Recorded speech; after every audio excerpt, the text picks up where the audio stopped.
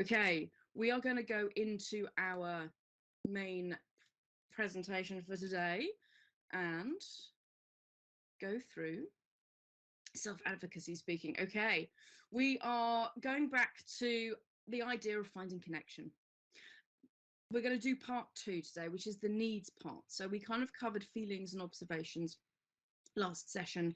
Today is all about your needs. Now, these mean many things. It's a simple word, but it can mean a lot, and the people use it in conversation frequently. So I'm going to unpack a little bit and actually show how practically and useful it can be. So we looked at observations first. We went back to our little iceberg where we tried to understand what's really going on underneath. And we looked at the fact that these observations were not evaluations. They were behaviors that were observed, non-disputable, specific facts. And that was really important because it helped us sort of not go to our fast thinking brain. We ended up using our slow thinking brain. And then we went underneath a little waterline, and now we sort of identified what the feelings were. And the feelings are the emotions that you experience. And they aren't the thoughts that we have. And we learned to differentiate between the two. So going back to this lovely iceberg of ours, we've then moved down to the next bit. We're trying to get to the bottom. So the next section is going to be needs. But I just wanted to sort of just recap on the feelings part, because everything is interconnected.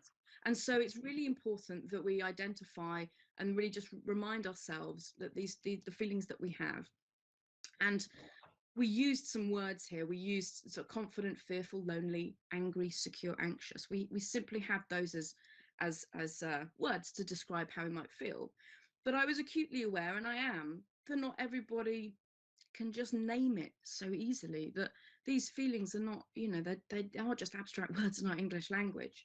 So particularly for those that are neurodivergent, there are other ways to identify those sort of feeling responses in the bodies. And so sometimes it can be easier to talk about the symptoms of feelings rather than simply the words that we describe. And so to get us to our needs, some way it's kind of important to be able to look at these symptoms. I'm sorry to pause for 1 second, but could everybody ensure that your mic is off, please? I'm just getting a little bit of feedback from somebody on the call. Thank you. Okay, so we go back to the symptoms of feelings.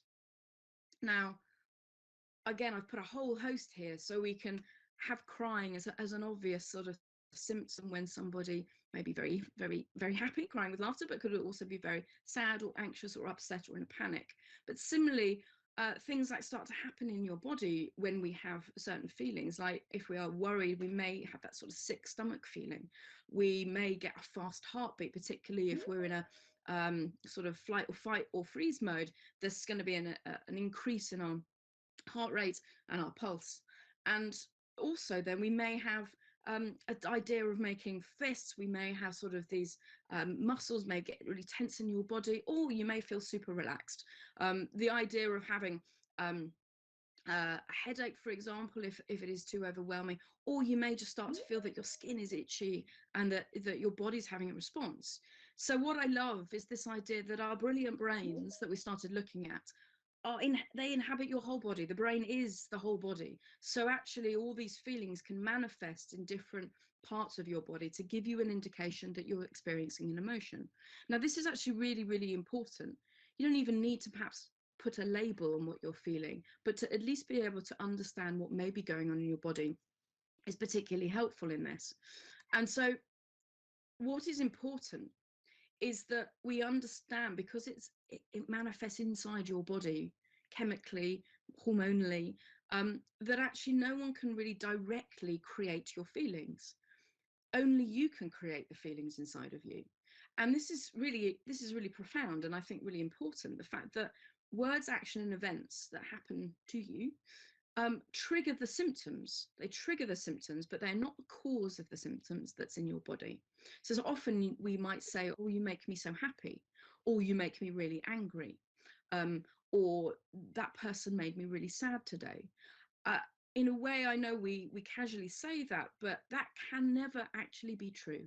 This idea that No one can actually cause your feelings. That is originating inside your body. The reason it originates inside your body is, as it says at the bottom of the slide, it is your needs being met or unmet that cause the feelings.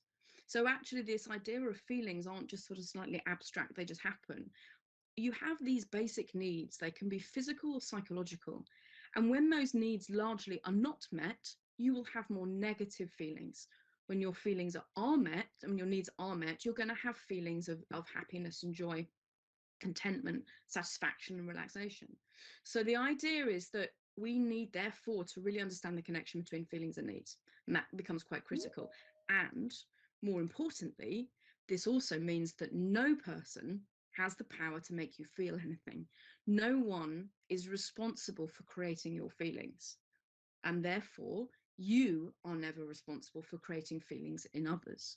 If the feelings only originate because needs are being met or unmet, then you can never make somebody feel different. So it works both ways. This can be incredibly powerful, particularly when we start using phrases in conversation with people about you sort of claiming that someone has made you angry, or that I'm feeling disappointed because you did something. Well, actually, it's unfair to put that responsibility onto someone else, because actually psychologically it just doesn't work like that inside the body. So this is a fundamental truth that a lot of this communication work is based on. And I do personally, I feel it's quite freeing to see it this way.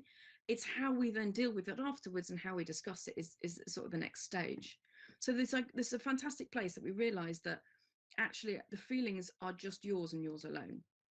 So we're going to go back to the Mentimeter, and oh, the text not my friend today. Hang on. Here we go.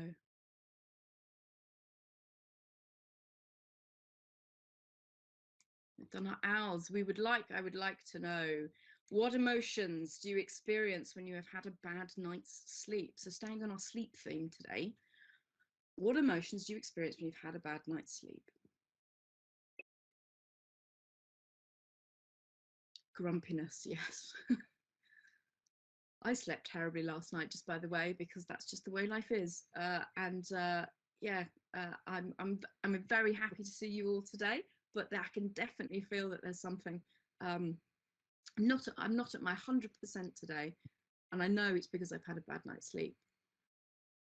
Unmotivated, emotionally drained, absolutely. We've got some stress, okay, confusion, impatience, yep, fear. Weepy, feeling it, there's lethargic, yeah, absolutely. Irritable and frustrated. It's interesting, frustration is a key word that's coming forward. That's very different actually from the last group that we've had. But the idea of being irritable, and yeah, a mixture of anger and sadness.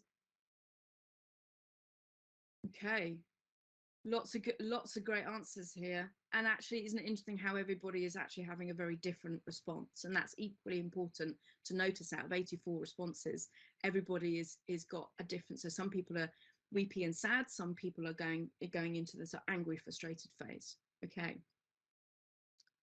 Okay, slow to get going, absolutely. Okay, well, look, if anybody did have a bad night's sleep and you're feeling any of these emotions today, I applaud you for turning up today, and I will hope the rest of the session is going to maybe somehow help with some of those emotions. I'm going to pause that there, but it's really, I thank you for being honest again about how you might be feeling. Okay, I'm going to return back to the brain. Now, I wanted to help you understand all those answers because they aren't a comment on maybe where your psychological state is as a human being. There is actually some really fundamental basic biology going on as to why you might experience those. And sometimes knowing this really, really helps kind of give a new perspective. So we have what's called an amygdala. Now, it's a sort of very small part of our brain. It's kind of right in the center. It's known as, sometimes it's called the lizard part of our brain. It's it's the oldest part of our brain. And it's the sort of the center. It's part of our limbic system, which essentially creates our sort of fight, flight, or freeze mode is sort of a very survival instinct. It's linked to our emotions. It's linked to particularly our emotions to do with protecting ourselves, and it's a very important and essential part of our human psyche to be able to sort of navigate the world.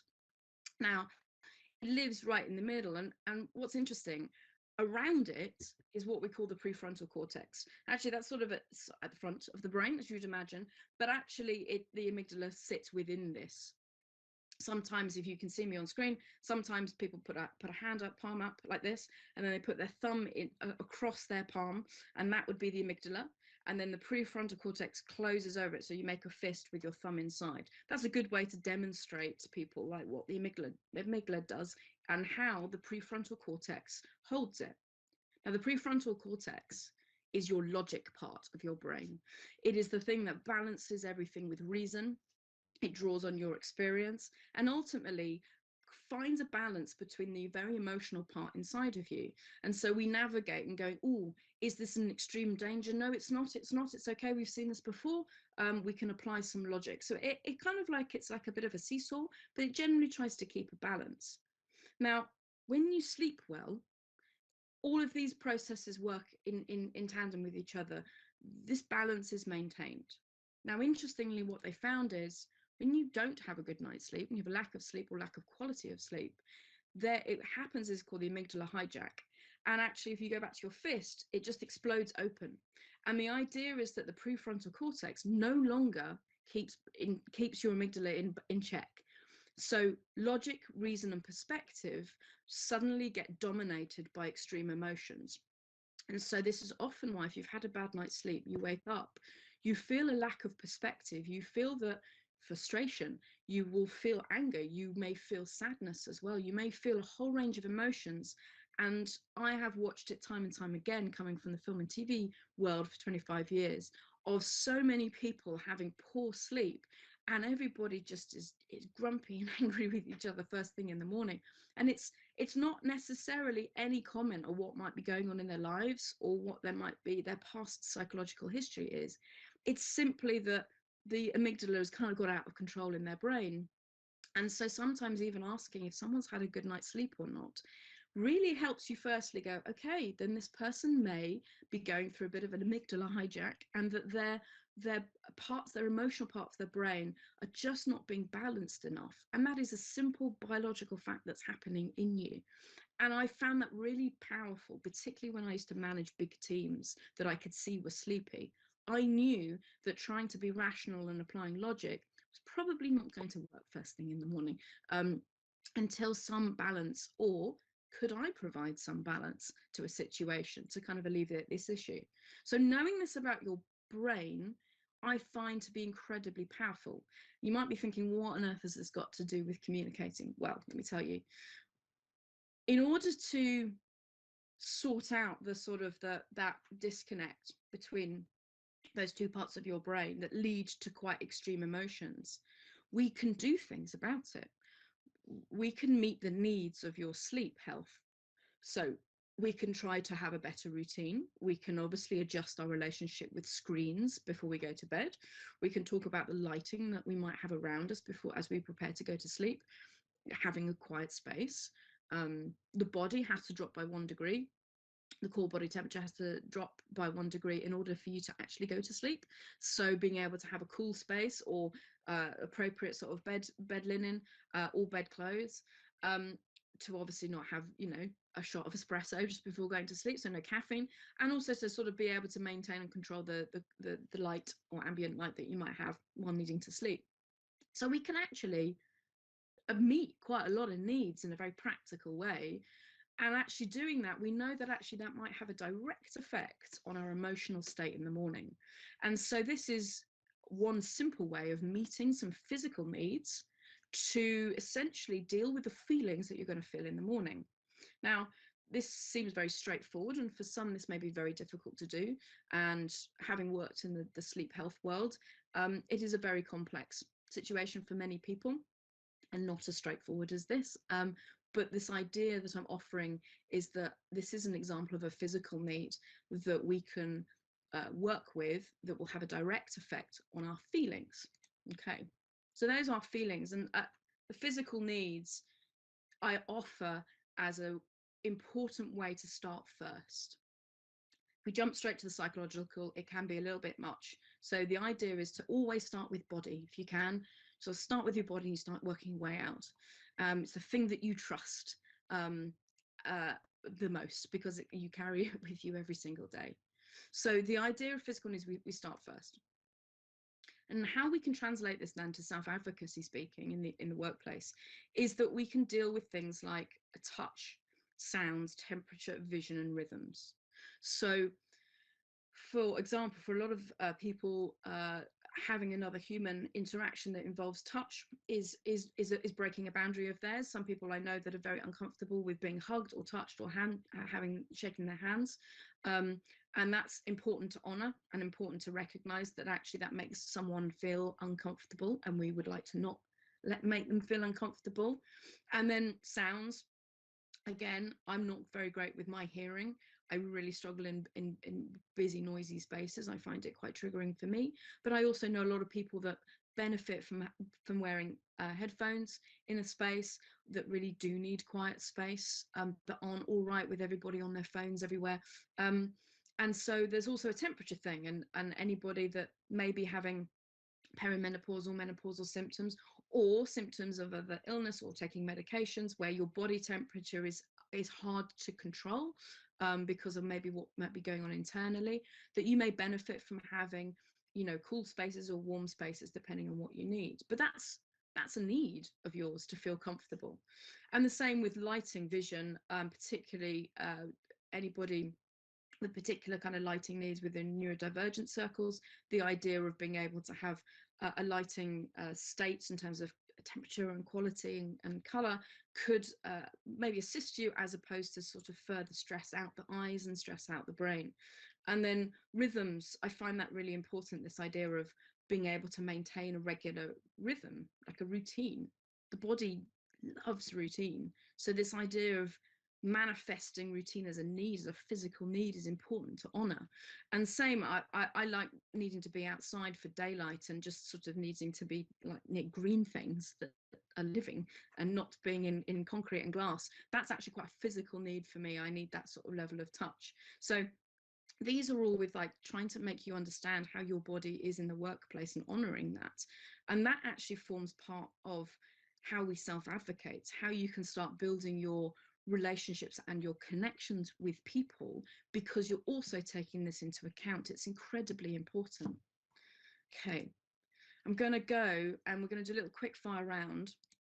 Let's see if I can make this one work. Okay, we are going to go and ask sort of 3 questions of you. I want to know, what does your body need to feel comfortable in the workplace? So bearing in mind those sort of things that we looked at, the touch, the visions, the routine, I would love to understand, what do you need? You may have some of your own access requirements, but Leah, what have you figured out what it is that best suits you in a space? Not too cold. Yes, I'm a person that hates being in a cold space, but I also hate heating. It really kind of bungs up my nose. But okay, so we've got people that okay, some people need bright lights. We need no distractions. Someone needs a cooler room. We've got someone that needs no touching. That's amazing. Okay, thank you for calling that out. Freedom to move. I don't like being in a claustrophobic space, so having space to roam around is important. Not an open landscape. Yeah, a relaxed room, having darkness, having a noise-free zone. Okay, having music. Okay, I like that. That's important. Noise cancelling earbuds. Yep.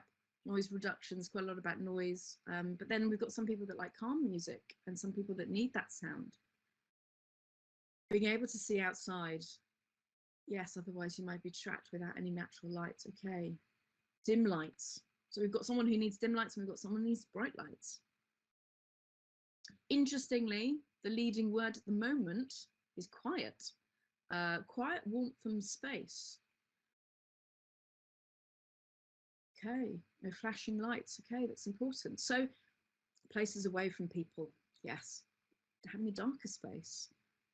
Okay, so what I find wonderful, and thank you for being honest, I think, about thinking about this, is particularly if you manage a team or you are in a team, to realize that everyone actually has a very different response to your environment and therefore a different need. And so again, you may not have control over the design of your office, but to be thinking about where you are most productive and most comfortable. What can you do and what can you ask? And maybe if you run a team, what questions you could ask of your team to maybe improve that sort of sense of comfort in the workplace. And isn't it really interesting that everybody has actually a very different response? So it's obviously impossible to create a space with all of these elements. But if you know what gets the best out of you, what we're trying to work towards is the human handbook, which we come back to later, is that actually some of these might be useful for you to share if they are really important to you, particularly when we might meet other people, or that you're going to try and, you know, cultivate your own workspace. Okay, I'm going to leave that question there, but I really admire all of those answers. But quiet, warmth and space, and a blanket seem to be one of the most favorite answers today. Okay, next one. What would you need to be able to concentrate at work? Okay, so same physical needs, like thinking about, you know, some of those answers in the previous one might be relevant to this. But what do you need to be able to concentrate? Whatever tasks you might be doing. Okay, no distractions, no music, silence. But then someone needs music. Okay, dim light. Okay, that's interesting. Having breaks, having space, having some headphones on. Okay, reducing noise, few distractions. Having a private space. But then somebody wants to be able to listen to streams, and or having a low ambient sound. Music with no words. Yeah, I'm with you. I can only do ambient music when I'm working. To close your Slack space. Yeah. Okay, no distractions, no interruptions. Okay, depends on the work, absolutely. And a lot of the caveat with all of these questions is it is very context based. I think we're sort of general questions here for all of you to be able to see each other's answers.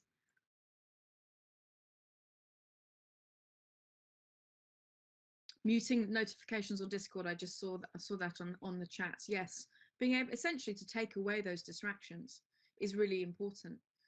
So for anybody that wants to put headphones on, sometimes that you might seem as actually important to say, if you are in concentration mode, what might that look like, so that it is not interpreted, those people out there that still evaluate, that they're not interpreting that you're being rude, or that you are being disconnected from the team or from people, or that you don't want to participate.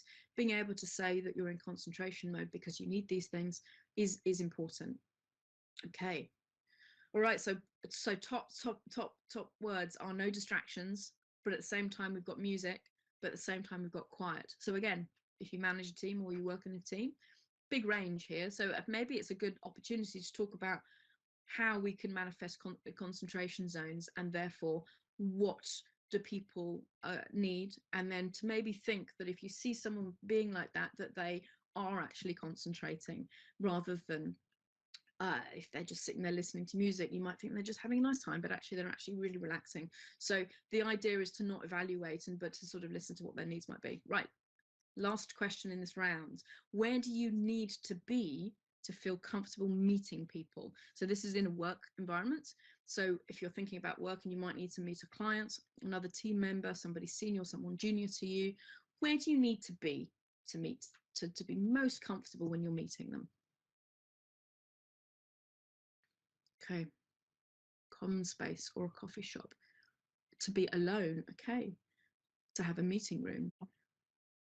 To be on neutral ground, okay, so that's important. Somebody can be anywhere. Okay. I'm definitely a coffee shop person. I sort of need to get out of the building for some reason. That suits me, as long as it's not too noisy. Okay. a known environment. Okay, so obviously and a familiar space. Okay, so obviously there's something about being in comfort zone when actually you feel in control of the situation because you know it seems familiar. You're around people that you know, for example. Okay, separate from the crowd though, similarly. So some people prefer to be alone, to be in a private space or in a small space and separate from lots of busy people. Okay, doing instructions first in a meeting room that you book. Okay, facing the door. Okay, room with big windows. Okay, not watched by people. So there's again a nice difference here from people that those that want to go into a special meeting room, perhaps away from your office space, but also those that would prefer to take you outside of the space. So and go into a space where there might be public or other people. And so it's again important that you know where you most feel comfortable meeting people. And so the idea is that you could offer that, you know, as part of your any meets and greets that you do, could you engineer and ask that it would be always great to be able to meet someone in a place that is familiar to you, and for you to almost sort of get ahead and ask for that? Or can you make sure that you know which room you would like to book because you know it's got the right windows, the right kind of light for you, it kind of like the right setup for you, it's the right size for you. So actually knowing this empowers you to go, I do know what feel comfortable, particularly when meeting people. And for sometimes meeting people might be difficult, so being able to kind of set something up in advance is really helpful. That gets you into the right zone. Okay, so they are all physical needs of yours, which we're going to come back to into our slideshow. We're going to show you how that's going to fit into your human handbook. But now we've done the physical, now I want to work on the psychological, and this is going back into your brilliant brains that you've got on top of your heads. And so I would like to then go down to this next rung in the iceberg, the needs. The needs are the root causes of your feelings. So we've identified that at the beginning. Our emotions and behaviors are signals from the body and the brain letting us know whether or not the physical and psychological needs are being met. Okay, so when a person's needs are met in a positive sense, they experience positive mental health and resilient physical well-being. So that's the premise. So basically we want to get your needs met so that you experience positive mental health and resilient physical well-being. Oh, bear with me. My computer's doing all funny things today. My apologies. Okay, right. I'm going to go back to, I'm so stupid. I can't remember what they said. I should be better at all this by now. I'm going to let people down if I don't get this task right, and they're going to think I'm useless. So this was the phrase that we used in part one. And this was this person that had this incredible negative self-talk about a situation that had clearly happened. And so we worked together to kind of move this person from this sort of very evaluatory position into a place of observation, so that we could then work down the iceberg with this person. So ooh, I've been given instructions for a task, but I cannot remember the order in which I am to follow the instructions, so I don't know how to complete the task. That's how we shifted from the very evaluatory language to observations. And then we discovered in the last session that what those feelings really were, and they were feeling confused and anxious, that they didn't understand the instructions, and they also felt unsure how to ask for help. So we identified just some feelings that were going on for this person, simply because this is around not being able to remember an ordering of instructions. Now, to get to the need, this is basically what we're trying to avoid doing this. This is but often where we usually go. These are all sort of what we would call strategies. These are all, well, I feel confused because the person giving the instructions was talking too fast, for an example. Or I feel unsure because everyone seems too busy to help. I'm feeling anxious because they're putting so much pressure on me. I feel anxious because there isn't much time left to sort this out. I feel confused because I wasn't given an opportunity to check. The person was in too much of a rush. So the idea is that when we're talking about these needs and trying to understand what these feelings are trying to tell us, these are all thinking strategies. This is the fast brain kicking in here, going, well, I felt confused because that person was talking too fast. But in a weird way, what you're doing is sort of making a definition about what somebody else might have done to cause your feelings. And what we've learned is no one can cause your feelings. So actually, this is the classic response that we try and move away from. This is all about strategy. This is actually all about blame, all of those statements. I feel angry because you did something. I feel happy because it did this. I feel sad because they left me out, for example. So this idea, often we talk about, I feel because you did something, it did something, they did something. And what we'd like to do is move away from this kind of language into a better way. So what's going on with the blame game is this idea that somebody else is responsible for your needs. So I need you to do better to make me feel less overwhelmed. I need this job to be over so I can feel okay. Or I need the doctor to call me so I can stop worrying. Or I need you to respect my space more so I feel safe. Now, I'm totally guilty of probably saying very similar things throughout my life, and probably will do so because it's quite an automatic way that we talk about needing people to do things for us so that we feel better. But the problem with this, it's utterly disconnecting. So what it is doing is actually sending a demand to somebody else. It's sending a demand to somebody else to make you feel so you can feel different. But in doing that, that puts an enormous responsibility on somebody else. And actually, they may disagree and have their own opinions. So the idea is that because you sort of shout out these strategies, these demands to somebody, they're going to get quite defensive normally, and maybe feel more anxious and upset by it. And in therefore doing so, you have disconnected with them. And our job is to reconnect wherever we can. So again, it's a bit like last time, the sort of same, sort of two sides of the same coin here. Your fast thinking strategy brain, which all those statements were, I'm feeling confused because someone was speaking too fast, is an external direction. It's a demand, it's an instruction. It's a sort of a strategy that's coming into play. And what we want to do is we want to flip this around to your slow thinking brain. So we just go to the needs, which are your internal requirements. They're nothing to do with what someone else needs to do for you. So we have to take the responsibility for our feelings and our needs and say instead, I feel sad because I need.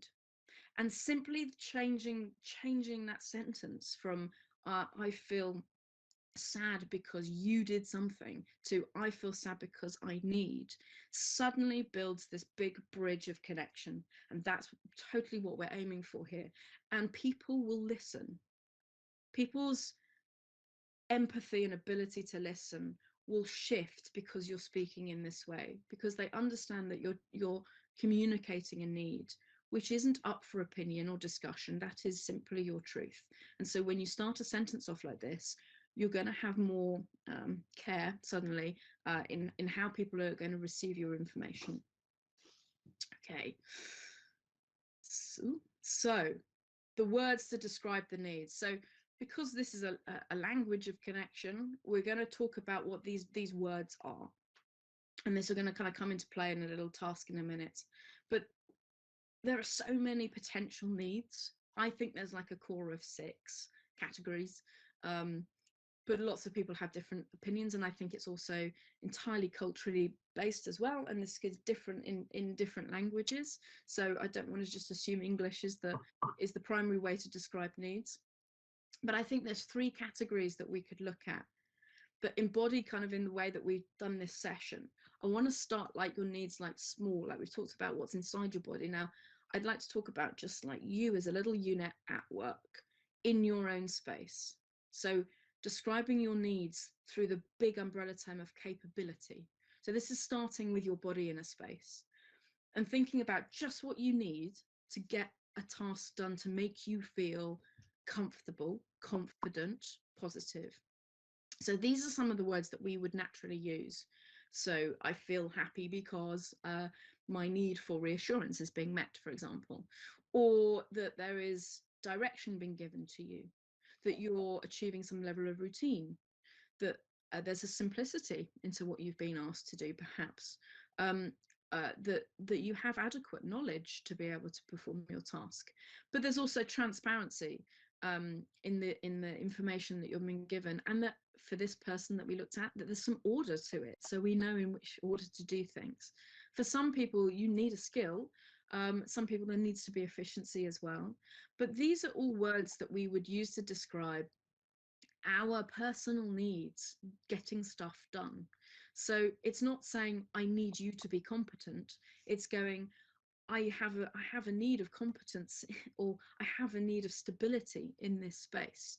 Then we can talk about how that is met in sessions 3 in December. But the idea, we just need to get these words out, because that's the most important next step. So we start with capability, then we go expand this bubble a little bit more, and we're going to look at community. So that is you and the others, perhaps in an office environment or in a team environment, or if you translated this to outside in your social group or family. So these are some of the other need words that come into play when we think about others. So needing acceptance and belonging, I'd say, is pretty key for a lot of people. But they're also loyalty, honesty. Some people definitely need collaboration and cooperation and co-creation in a creative space. And care, support and empathy is normally quite big, and so it should be in an environment. So understanding, inclusion, participation, having all of these these needs words around how you operate in a team and how you operate in your workspace is important to call out. So for me, a sense of belonging is probably one of my most important needs, but I also really, really appreciate collaboration. And it's very hard for me just to work in isolation. I find that very difficult. I have a real need for collaborating with people because it challenges me in a positive way. So I just have that need. It doesn't say what I need to collaborate on or who with, but I have a need for collaboration. And then we get even bigger. We zoom right out, the biggest we can. And the idea of choice. So the third sort of category is choice. And this is about you perhaps even stepping away from your workspace. Who are you? What is your for sort of the identity, really? But like, are you being challenged enough? Do you feel like you have enough autonomy and freedom? Is there enough respect? And we talk about equity and equality in this, and similarly, though, we have are you engaged enough? Are you developing? Are you growing enough? Are you having enough achievement? I kind of recognized within your space and in your job, perhaps. And do you feel actually you have enough influence? And is influence an important part of you? And is fairness an important part? It certainly is for me in a workspace. But also maybe having progress in your life is a key need. And being able to call that out and think about what those desires that you have to be able to kind of feel comfortable, confident, positive, resilient. So those are the sort of needs words. Okay, there's loads more, but they should all be yours, and you can pick what works for you. So this is how we make it sort of translate. We go back to our lovely iceberg, and we talked about feelings. So let's pick happy as a feeling. So this is an example of what happens when your needs are met. So we experience happiness, or we see happiness in somebody else. So the needs being met, we might assume, or we can offer, these kind of things. So we're being supported, we are being included, we're making progress, we're having a sense of freedom, perhaps we've been accepted, we are experiencing a sense of achievement, perhaps we found some peace. And for me, I love dogs, and I know that's not really a need, but I mean, it practically is for me. But this idea of happiness, when we see it in others or we experience, actually, it isn't just simply smiles. It's the fact that these fundamental needs may be met. And what's so wonderful is all of us have different needs. So the idea is that because we all have different needs, we can't assume we know what someone's needs are. We can only wait for them to tell us. And for you to, when you see someone happy, not to assume what the need is that's being met. But the beauty of this work is that knowing this makes you very open to the fact that there could be many needs being met, which means you're probably more likely to get to know and connect with somebody because you may ask around those needs rather than just making an assumption that they're happy because. Often this can be about money, and this is something that I call out often, you know, where people happy goes, it's okay because I've been paid, or I got a pay raise. Now, getting an increased pay is obviously nice, but actually that isn't, money isn't a need. Feeling secure might be a need. So one would say going, oh, happy I got a pay rise. Actually that's to do with, you know, for this particular person, I maybe sort of my sense of security maybe have improved. So it's trying to go beyond some of those physical things and going underneath. Now let's do the other way. So this is when you experience anger or you see it in somebody else. So clearly a need of someone or your own is not being met. So rather than assume that anger is because you've done something wrong or you're angry because someone has failed you, this idea of anger could be triggered by lots of needs not being met. Now, I've just given you all of those needs words, so it could be all of them. But here's some examples of what could be going on. So for a lot of people, those not feeling safe, i.e. they're feeling quite frightened, but they may present as anger. Or, you know, if you're angry, actually you're failing to get the recognition you might need as a person. You may have had a challenge to the integrity and perhaps in the way that you work. There may be a lack of stability actually in your working situation, or the other person, it doesn't feel like it's a stable situation, and so rather than being worried, they actually present anger. And maybe just like you're stuck, there's no progress, and maybe that is going to sort of trigger feelings of anger. And maybe a failure and honesty, maybe transparency even at work, would trigger someone to anger. But it's so important, particularly with self-advocacy speaking, if you see somebody angry, to maybe not make the assumption it's because someone's done something wrong, which is obviously a very evaluatory thinking, thought-based way. This idea that when you see somebody presenting anger, that there is a need not being met. It's not for you to psychoanalyze them, but for you to be open to the idea that this person's emotional response is because there could be one or many needs not being met in that moment. And so it's not, that's where you fundamentally don't take it personally, because actually no one's responsible for anyone else's needs. So this idea of calling out there or thinking or even considering that there may be needs not being met is really profound way to start building a connection and empathy with people. So I'm going to ask you to do a quick kind of idea of what you think worried those needs are unmet, that's going to lead to the feelings and emotions that may present in yourself or someone else as worried. Okay, so we're going to go to Mentimeter. Again, there's no right or wrong to this, but I would really like just your thoughts, and I'd like you to try and focus on just needs words, so not strategies but needs. What unmet needs could be the cause of feeling worried? And again, everyone's going to have a very different answer to this, so please be, you know, missing reassurance. Exactly. Okay, brilliant. Okay, so Leah, lack of appreciation. Yeah, clarity. I really struggle when people aren't being clear. It makes me feel quite anxious. Instability. Okay, the lack of security. Lack of growth, actually. Yeah, feeling worried that you're that's all. And yeah, love that. Lack of certainty, not lack of direction. Exactly.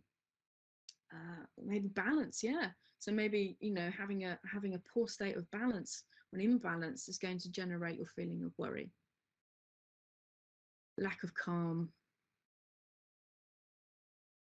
Yeah, actually not being included. Yeah, that sense of inclusion. Okay. Trust. Yeah, if you don't have a sense of trust, that could cause an awful lot of feelings of worry. Brilliant. Okay. So in terms of all your psychological, excuse me, those needs, it's really interesting that everyone's got a different response. And the learning of this is the fact that we can never be truly sure what, when we see somebody worried, what might really be going on. But it's really interesting that we can't make an assumption of what it is. So if we're worried, it's really helpful to start calling these needs out. So I've noticed that I'm feeling worried. A lot of it might be to do like there's an instability, like I'm not sure what's going on. Maybe that's to do with the lack of people giving me transparent information. I don't like to be blindsided. I don't like to sort of be kept in the dark. But the idea is that feeling worried, I realize that I need stability. So rather than going, could you just make me less worried, I'm going to start talking about, can we improve a level of stability? And so for those, when you're seeing somebody worried, is to essentially what this work is about to ask them what they actually need. And for that person to be able to go, do you know what, I'm actually sort of feeling like there's a lack of direction here. So when we go, I'm worried, you've made me worried, we disconnect. If you go, I am worried, but I think it's because I sort of need some more direction, that suddenly is quite a connecting thing, because someone's not accusing someone else of doing something. So the idea of understanding these needs helps you build a bridge with someone so they really have an understanding of what's going on for you. Okay, I'm going to pause that there, and I'm going to go back to our person who was in a state of confusion and anxiety because they didn't understand the instructions. So rather than do a strategy about who was to blame, we want to push this into their needs. So we've identified their needs are simply that they have a need for clarity and support. So there was not enough clarity for this person around the way that instructions were given. So clarity is really integral to this person, but also so is support. So this idea that perhaps they didn't know how else to ask for help. So obviously support is key to this person. That's something that they need assistance with.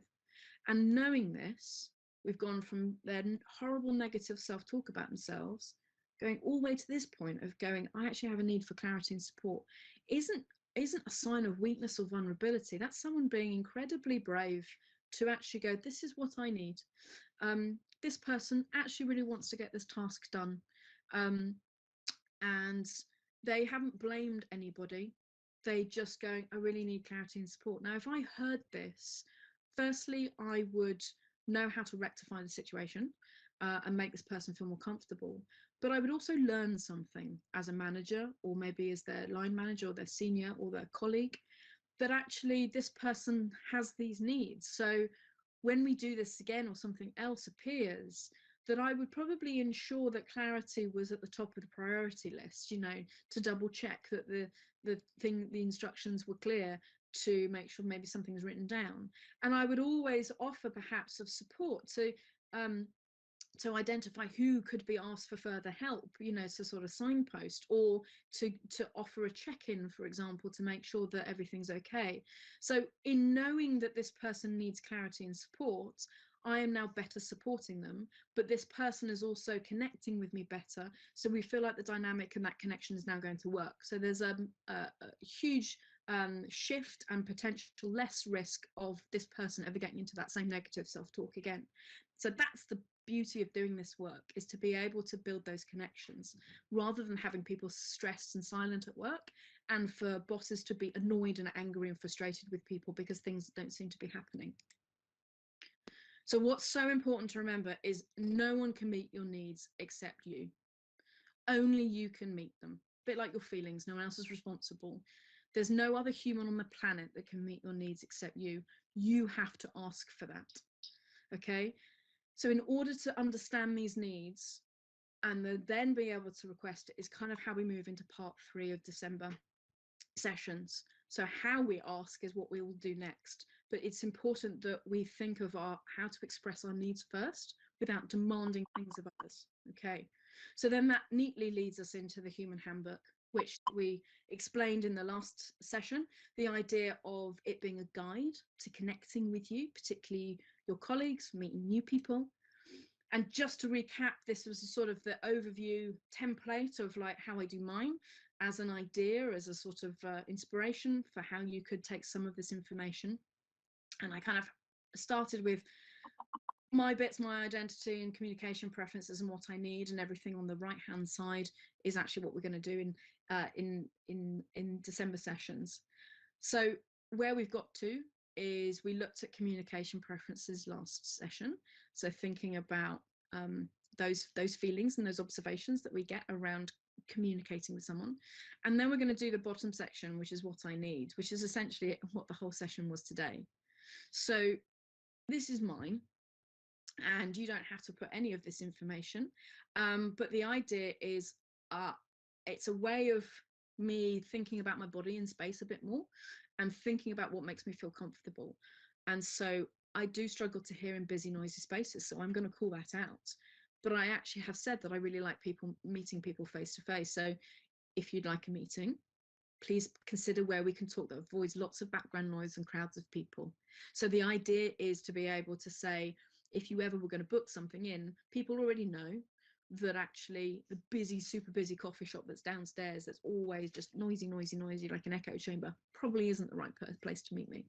And if we did end up there, I think I would be empowered to go, could we move somewhere else? Because I'm going to struggle to hear you. Meeting in person is great. You know, I find that environment important to me, rather than trying to just speak on the phone. Sleep health is important to me, and I've actually sort of said that, you know, I'd like meetings from 10. Doesn't mean I won't have a meeting before that, but you're going to get my full focus and energy.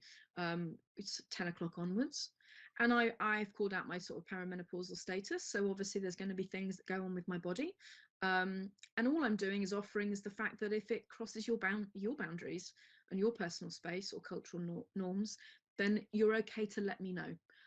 So it's more an offering of like, this is what's going on. So none of this is an apology or an excuse as to who you are. I'm trying to help people navigate about what works for us. So your homework, technically not homework, but a post-session task, if you choose to do it, is to fill in that section of the human handbook. And I felt it was helpful to have those 3 questions to guide you into answering those for yourselves, to really consider not only your body, but also then your psychological needs in your space. So what does your body need in the work environment? Question you already answered. What do you need in order to concentrate at work? So for some, being able to say that you wear headphones to concentrate, or that you need to listen to music in headphones to concentrate, even in a meeting, it's important that you call that out. And then what you need to be comfortable meeting people. So if someone wanted to set up a meeting with you, perhaps you've already decided where that might be and in what surrounding and environment that might be. You could then elaborate onto any other of your sort of psychological needs that you may have, that you have identified as important. And I caveat with this is like a life's work in progress. You will discover your needs as you move through life. It is not a simple way that you can just know them now and have them forever enshrined in a document. It is something that you are always going to be curious, experiencing these feelings and emotions, and then be curious about what need that might be sort of inside you, sort of waving, going, hi, I need to be met, or your feelings are just sort of a way of like a flag waving, going, please, could you deal with this need that's not being met? And your needs will change as you evolve as a person, get older, have new experiences, meet new people. So it's something to continue to sort of have that dialogue and work with. And importantly, take that same understanding and awareness to all the people that you work with, because they all have needs that are being met and unmet for their own reasons. And to build an empathetic working environment where you realize that our emotions may come out, but they're not necessarily a criticism of others, but more an indication of needs not being met, and how a workspace could be a safe space for needs to be met, as opposed to managers feeling like they need to meet the needs of all their employees, or friends needing to meet the needs of their nearest and dearest. The idea is to make a space that is conducive to having needs met. So we take away that pressure of responsibility on everyone. So we've done observations, feelings, needs. December session, if you want to sign up, is going to be how on earth do we ask for it in a safe way. And then you'll get all the slides for this. So the idea within the slide pack, there will be a sleep health resource that is available to you. And in this pack, there is lots of stuff from the Sleep Charity to figure out your circadian rhythm is, what sleep diaries, and what other information about jet lag and menopause and other dealing with sleep issues, and the sleep helpline is all available to you. So thank you for listening, and I really appreciate your time today. And I hope I could get to see most of you again in December. All right.